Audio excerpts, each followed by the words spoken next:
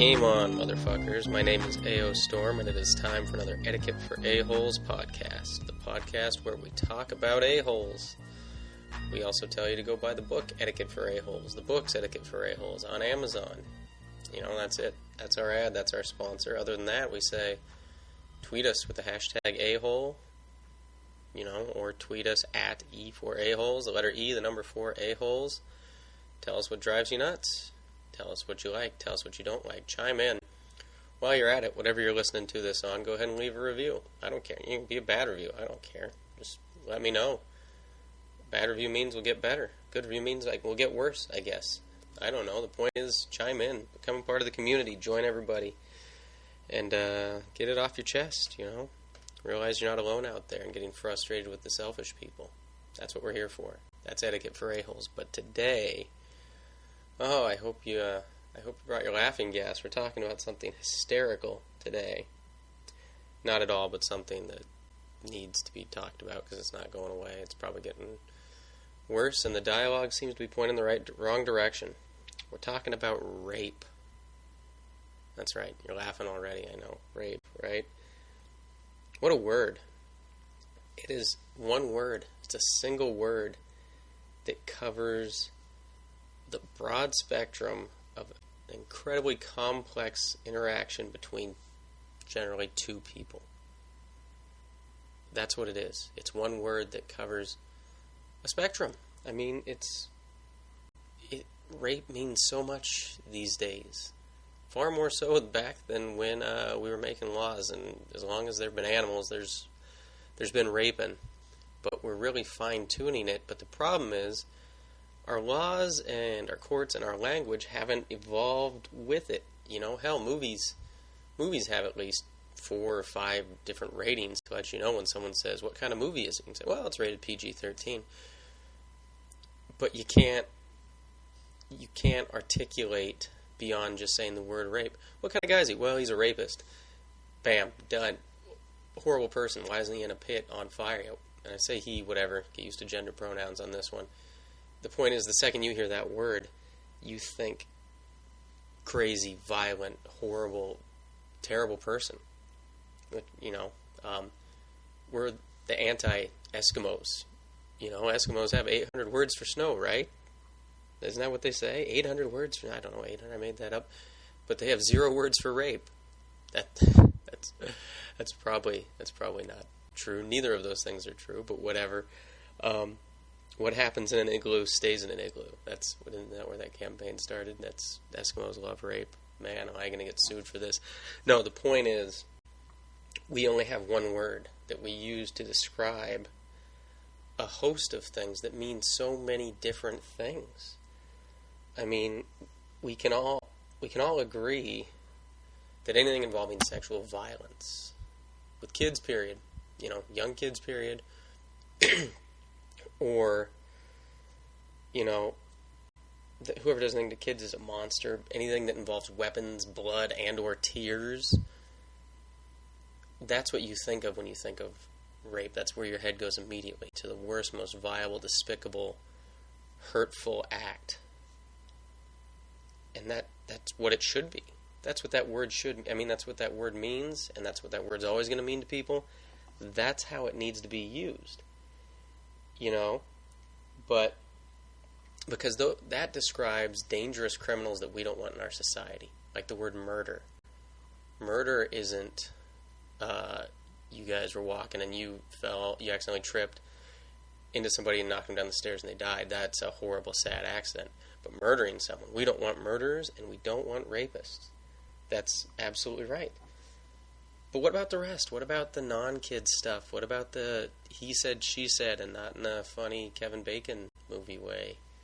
You know, what about those things? What's going on? I mean, with colleges right now, with where you have college boards trying to essentially adjudicate between drunk and he said, she said stories, things that actually aren't brought up for criminal trial, but have lasting impact on the people involved.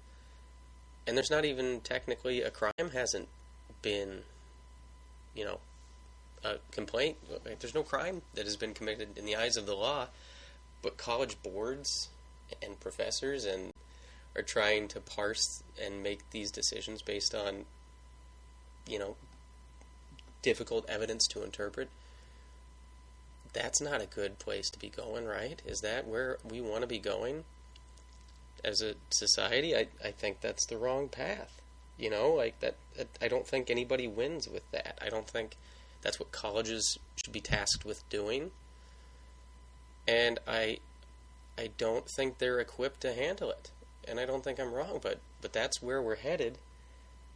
And that's not the answer. So that's what we're really talking about. So we got past the part where we all agree. Let's get into the part where people violently disagree. And I'm not talking stats, I'm not talking specifics, I'm just talking about a broad level of what we're trying to do and why we're doing it terribly. First and foremost, let's agree that college students are adults. If you're old enough to voluntarily take on a crushing load of debt that could make you be an indentured servant through your 20s, then you're old enough to think for yourself. That, I know it's said time and time again, but it's right up there with 18-year-olds drinking in the military during Vietnam. If you're old enough to go to war, you're old enough to have a drink. If we're going to accept that these people can sign on for crazy amounts of debt, they're adults, right? We can't defend them as children at one side of our mouth and then let them do these things on the other side. That's just disingenuous. That's not true. But let's talk about where it's not happening. You know what doesn't happen? People aren't getting raped in the cafeteria or the library, that in the middle of a classroom on the desk while the teacher's having a lecture. That's not where rapes in college are happening, right? We all know where it's happening. It's happening in places where there's drugs and alcohol are involved and it's late and there's parties. These are inherently dangerous situations where there's no oversight, there's no parents, there's no authorities, there's no police, and that's the point. That's why people are going there as adults, because they want to see what it's all about. That's why these things exist. Whether you want to agree with that or not, that's why these parties and things happen. If the goal wasn't to hang out with members of the opposite sex in these environments, things would be drastically different. They just would. I think we can all agree, and on both parts. People get more loose when they want to drink, and in that environment, not everybody likes a party, but that's what you do. Not everybody does it, but that's where these things originate. Okay, so getting back to the focus here. That's the point. All of these stories are born high school parties, obviously not in the high schools themselves.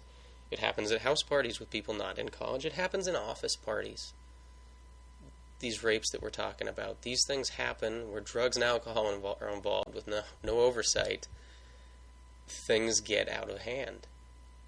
And so let's start to address that as a society, and what's to be done with that. How do we address that, And to tie it back to the beginning, for starters, we need the right words to describe those situations. Okay, so let's stop using the word rape. I think we need to stop using the word rape in these instances because it's too heavy, and I don't want to trivialize what has happened to people, but it's not the same as what's happened to the kids and the people with weapons and in parking garages and things like that. It's not. We need to agree that it's not. We need to agree that this is something different, perpetrated by people that aren't inherently dangerous criminals. I'm not saying that they're not, but this is where the gray is. This is where the term gray rape comes from. But let's stop using something that sounds a lot like a Hanna-Barbera character and use a different word. We're smart enough to come up with a different word to describe what this is, and it's not rape. Here's a list of things that college parties aren't. They're not a park on a sunny day. They're not a crowded city street. They're not a movie theater or a mall food court or a gym. When rape happens, in those areas, we know that it happened because it's one of the violent ones. The college ones is limited to the drugs and alcohol and the parties. So let's focus. At these parties with drugs and alcohol, where things happen, we'll say, I'm going to stop using the words rape, where things happen, where there are incidents, what we end up trying to deal with and sort through after the fact is actions that really remain uncertain, that are told to us by unreliable witnesses. And then try to have outside parties, who, by the way, bring their own perspective into things, to determine what happened and then mete out punishment. That's an impossible, not difficult, impossible thing to expect people to do. If we really want to solve, and I say this in air quotes, because I don't think we can solve it, but we can mitigate the situations, we need to take responsibility. I'm not saying she dressed that way, she was asking for it. I'm not saying that. But I'm saying it's naive to go to a college party and assume that you're in some safe nest. The fact is, you're not. You need to understand the risks of your actions because you are an adult. And it's naive to say otherwise. And I'm not letting people off the hook that do bad things, but this is the environment where they do bad things. It's like people that like to ride their bikes on the road with the cars aggressively. They decide, I pay taxes on these roads and I get to ride my bike with the cars. That's fine, you do. You have a good argument. That is absolutely correct. But you know what? Regardless of how right you are, you're choosing to enter into a risky situation where you are at a great disadvantage. And that's what these parties and situations are for women. That's just the way it is for women.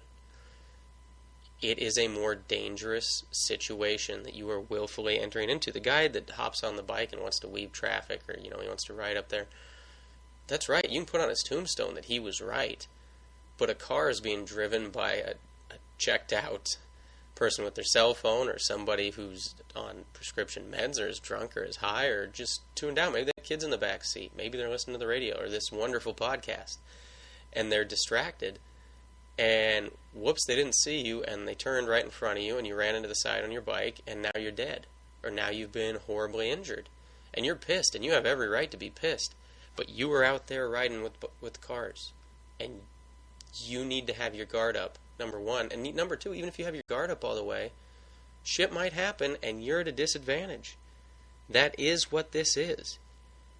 We'll never make the roads 100% safe for cars. You will never make college parties or high school parties or any kind of parties where there's drugs or alcohol 100% safe for women. It's not going to happen. And we need to all understand this and acknowledge that. Okay? And as I said before, you're being told a story by unreliable witnesses the next day, and I'm not saying that something bad or inappropriate did not happen, and I'm not saying that it won't impact one or both people that were involved, but I'm saying this is the risk that happens with this environment.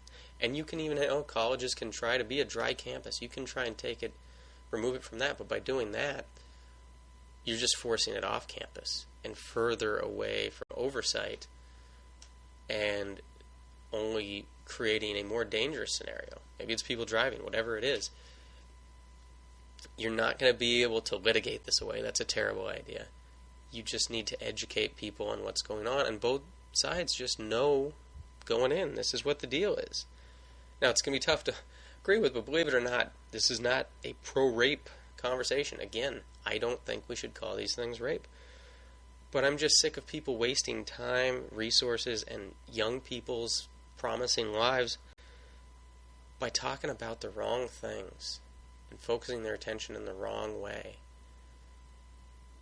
And in order for us to stop doing that, we need to acknowledge the difference between the violent, dangerous rapes we talked about, which the Eskimos don't have a word for, and this gray rape thing, which I think does a disservice to the people that are violently and aggressively raped, and muddies the waters and doesn't resolve things for people that have these bad experiences. We need to talk about that. You need to educate people. And again, you're adults. You can sign on the line to borrow thousands of dollars that you don't have a way to pay back at the moment. You can decide whether or not it's a good idea to go to that party by yourself. That's it. I wish there was a better answer.